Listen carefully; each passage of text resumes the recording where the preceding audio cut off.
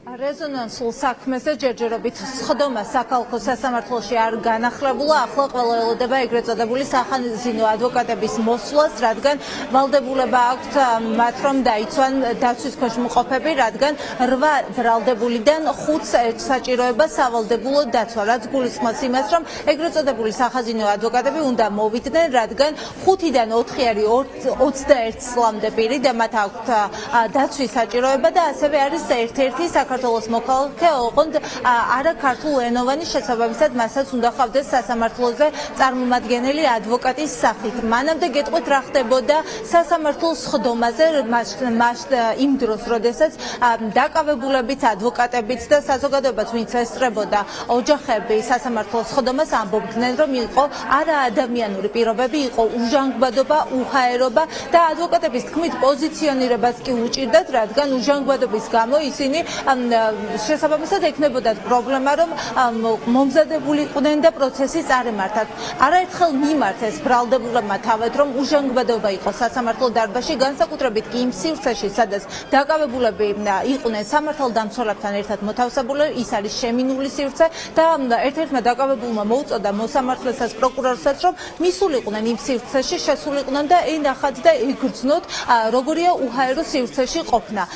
ადვოკატები თვლიან, რომ გაჯიუტდა მოსამართლე, არ შეცვალა გადაწყვეტილება და არ შეცვალა დარბაზი, რადგან როგორც გუშინ ახლად შეეძლო მოსამართლეს მიიღო გადაწყვეტილება და საქალაქო სასამართლოში სხდომა გაგრძელებულიყო ისეთ სივრცეში, სადაც უფრო მეტ ადამიანს შეეძლებოდა ერთი მხრივ დასწრება სასამართლო პროცესზე და მეორე მხრივ შეიქნებოდა სივრცე უფრო დიდი, შესაბამისად ჰაერიც უფრო მეტი იქნებოდა და შესაბამისად არ გაუჭირდებოდათ პროცესზე დაკავებულებსაც ჯდომა და ყოფნა, დასწრება და ასევე ადვოკატებსაც პოზიციონირება. გარდა ამისა, უნდა აღინიშნოს, რომ სივრცე იმდენად შემჭიდროვებული იყო, ადვოკატები მოშორებით იჯდნენ თავიანთი დაცვის ქვეშ მყოფებისგან და გარკვეული პერიოდი შესვენებებიც კი ცხადდებოდა იმისთვის, რომ პოზიციები შეეჯერებინათ მათი დაცვის ქვეშ მყოფებთან.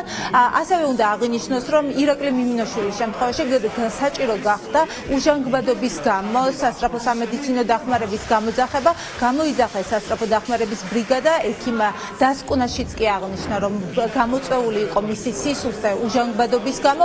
ამის შემდეგ მოსამართლემ ეს დოკუმენტი წარუდგინა, მოსამართლეს ეს დოკუმენტი ადვოკატმა წარუდგინა.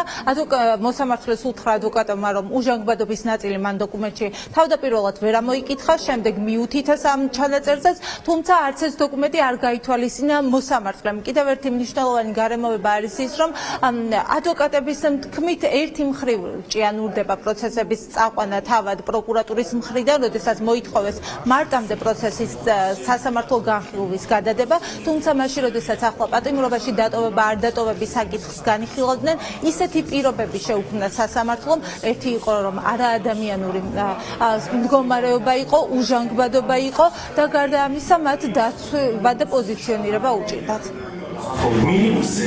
უჰაერობის გამო ადამიანები ცუდად ხდებიან, სასწრაფო დახმარების გამოძახება საჭირო ხდება. გადავიდეთ, რომ უჰაერობას უკავშირდება ბრალდებული ცუდად გახდომა. დიახ. რატომ აპერნებთ არასწორად? რა თქვა ბრალდებული?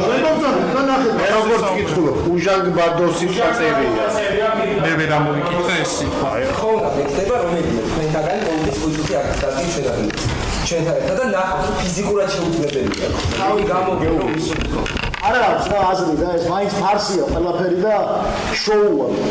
არ გვინდა მაშინ საერთოდ დავტოვოთ რა. არ გვინდა, არ მივიღებთ მონაწილეობას მაშინ. ესე იგი ფეხებზე კიდიათ, მაპატიოთ ჩვენი მდგომარეობა საერთოდ რა. 20 წელი ადვოკატი ვარ, მართლა არ ყოფილვარ, რომ ანუ ადამიანები სუდად ხდებიან და მოსამართლე ვერ იღებს გადაწყვეტილებას დარბაზის შეცვლის.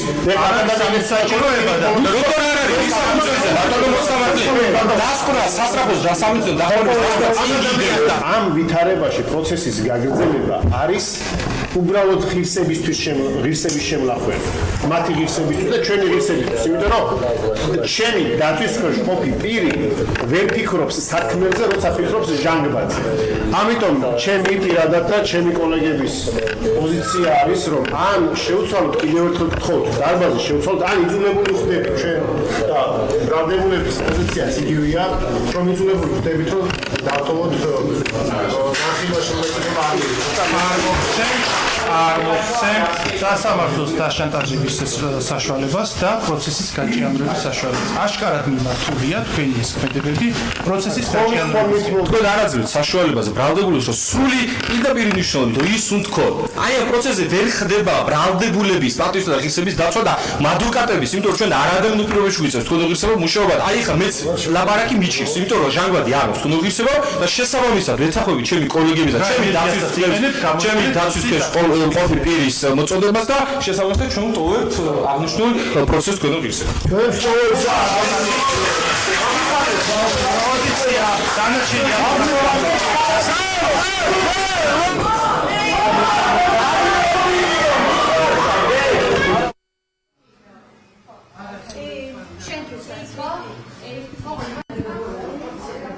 ადვოკატების შეფასებით ღირსების შემლახავი იყო ის, რაც ხდებოდა მესამე დარბაზში, სწორედ ამიტომ მათ პროტესტის ნიშნა დატოვეს სასამართლო დარბაზი.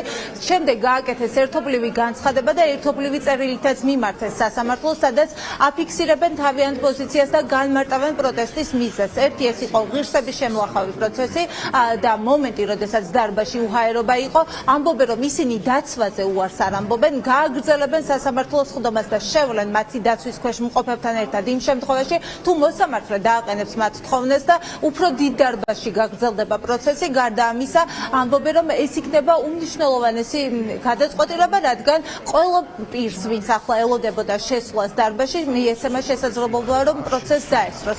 როგორც უკვე გითხარით, ახლა სასამართლო დარბაზში და მოსამართლეს ელოდება ეგრეთ წოდებული სახაზინო ადვოკატების მოსვლას, რადგან 5 პირს სჭირდება სწორედ მათი დაცვა. იმ შემთხვევაში, თუ სახაზინო ადვოკატები მოვლენ და პროცესი გაგრძელდება, ბრალდებულები სასამართლოს ხდომას მათი ადვოკატებთან შეთანხმებით და საუბრის შემდეგ არ დაესწრებიან პროცესს, ასე რომ მათი თანდასწრების გარეშე გაგრძელდება პროკურორების, სახაზინო ადვოკატებისა და მოსამართლის მონაწილეობით აღკვეთის ღონისძიებაზე მსჯელობა და სავარაუდოდ დღის ბოლომდე მოუწევს მოსამართლეს გადაწყვეტილების მიღება. პოზიციას აღკვეთის ღონისძიების სახეზე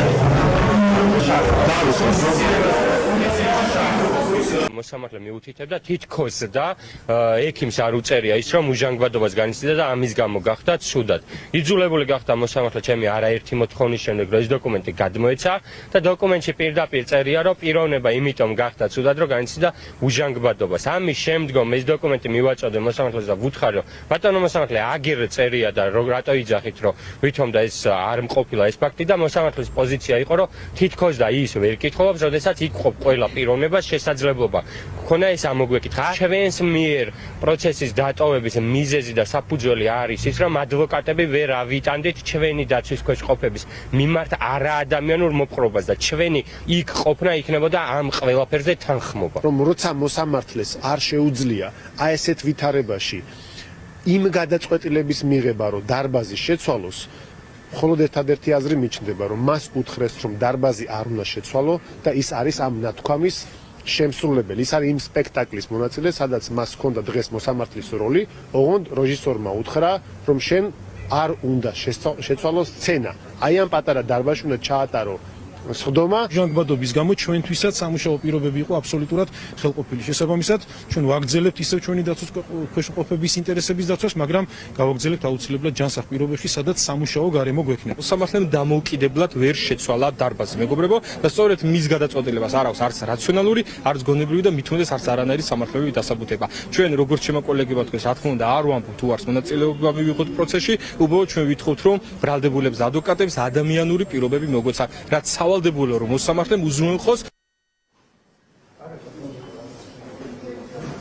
რაც სასამართლო პროცესი დაიწყო დილის 11 საათის შემდეგ 2 საათამდე ფაქტობრივად მსჯელობდნენ იმაზე, უნდა შეცვლილიყო თუ არა და სასამართლოს ხდომის დარბაზი და რატომ უნდა შეცვლილიყო. მოსამართლემ მოისმინა თავად დაკავებულების პოზიციაც, რომ ისინი იყვნენ შეუძლო და ამიტომ საჭირო იყო უფრო დიდ დარბაზში გადასვლა, თუმცა ამ დრომდე მოსამართლეს ეს მიმართვა არ გაუთვალისწინებია. ასევე უნდა გითხრათ, რომ უცნობია დრო, როდის განახლდება პროცესი. ამის შემდეგ რაც ეგრეთ წოდებული სახაზინო ადვოკატები მოვლენ, რამდენხნიანი შესვენება გამოცხადდება, რადგან შესაძლოა მათ ამ დრომდე ვერ მოასწრეს საქმის მასალების ნახვა და ამისთვის მოითხოვენ მათ გარკვეულწილად შესვენება, რომ გაეცნონ საქმის მასალებს და შეგვიძლია ვივარაუდოთ, რომ საკმაოდ გვიანობამდე გაგრძელდება დღევანდელი სასამართლო პროცესი.